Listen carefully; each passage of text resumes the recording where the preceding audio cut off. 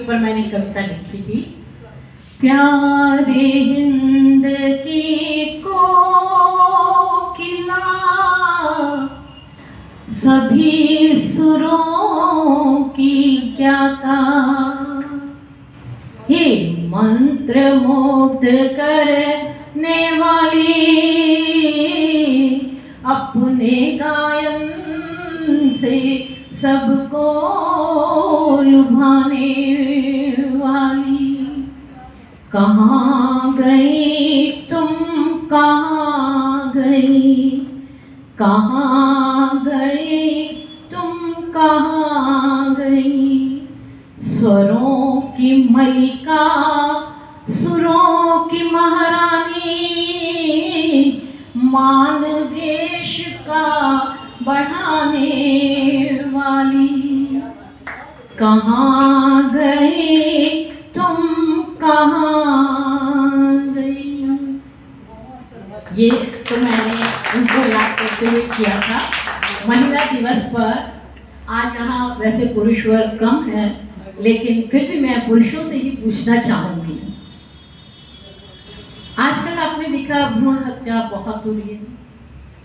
लड़की सुनते ही हम इससे को कितना कष्ट होगा ये सोचते के बावजूद भी हम गलत काम करते हैं। मैं पूछती हूँ उन लोगों से जो नहीं लाने देते हैं हमें इस संसार में, जो नहीं लाने देना चाहते हमें इस संसार में। हमें तो अन्नपूर्णा सरस्वती लक्ष्मी है।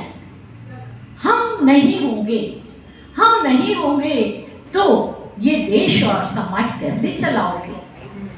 बच्चों को सही और गलत की दिशा कैसे सिखाओगे? हमें तो सहनशीलता की जरूरत है।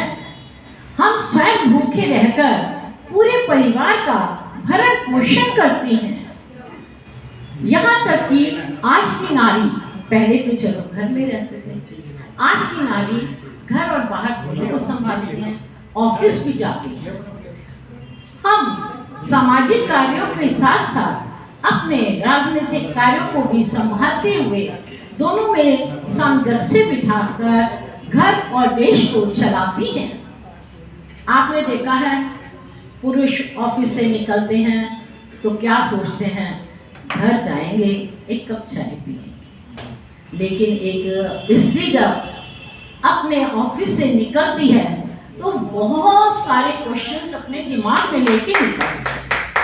क्या सबसे पहला क्वेश्चन है, घर जल्दी पहुंचूं, मम्मी पापा को चाय देनी है, बच्चों का होमवर्क देखना है, उनकी सुबह की यूनिफॉर्म तैयार करनी है, रात को खाने में किसको क्या पसंद है उसके लिए तैयार होकर घर के अंदर आती है।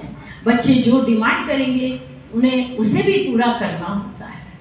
और किसी शादी ब्याह में जाते हैं तो पुरुष बहुत आराम से कह देते हैं, मैं थका हुआ हूँ, तुम जाओ, तुम रिश्ते निभा लो, तो हम उसको भी निभाते हैं। उसके बावजूद अगर किसी का काम टाइम पर नहीं होता है तो डांट भी हम ही खाते हैं और कभी कभी तो मार भी पड़ जाती है।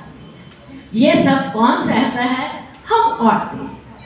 पति बैठ के चाय पीते हैं, टीवी देखते हैं, हम रात को सोते समय सुबह की तैयारी का दिमाग में होता है, ऑफिस जाके बॉस की डांट का होता है, और शाम को घर से लौटते हुए हम अनेकों प्रश्न अपने मन में लेकर चलते हैं। जैसे बहुत अच्छा कहा आपने कि बेटियों के लिए बहुत अच्छा बोला, तो बेटियों के लिए मैं भी कहती हूँ कि हम बेटियों की शादी के लिए अपने पूरे जीवन की धन संपत्ति सब कुछ लुटा देते हैं, अपने भविष्य का भी नहीं सोचते। लेकिन क्या हमने अपनी बेटियों से पूछा है कि वो क्या चाहती हैं? बेटियां क्या चाहती हैं आज तक हमने किसी ने नहीं पूछा।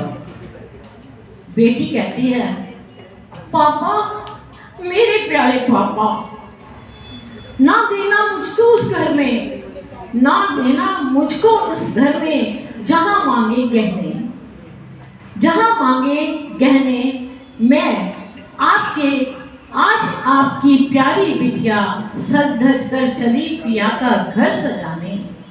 मैं आपके दिए हुए संस्कारों रूपी गहनों से अपने पिया का घर सजाऊंगी। तराजू के दोनों पलड़ों की भांति मैं दोनों घरों का मान बढ़ाऊंगी। ना देना मुझको पापा उस घर में जहां मांगे गहने। आज तो मैं अपने मन की व्यथा आपको बताती हूँ, पर फिर मैं अपने मन की व्यथा भी ना बता पाऊंगी और जीते जी घुट घुट कर मर जाऊंगी, घुट घुट कर मर जाऊंगी। ना देना पापा मुझको इस घर में जहां मांगे गहने। बहुत अच्छी सोच रखी आपने सुनीता जी, और कार्यक्रम का आनंद आपकी बातों से, आपकी सोच से हो रहा है। मैं बोली तो नहीं हूँ। और कार्यक्रम का समापन हो उससे पहले ज्ञापन, और हमारे पास अभी 2 वक्ता बचे हुए हैं।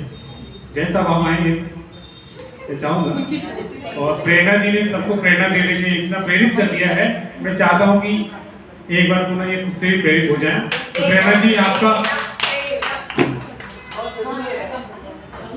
हार्दिक स्वागत है। प्रेरणा जी आइए।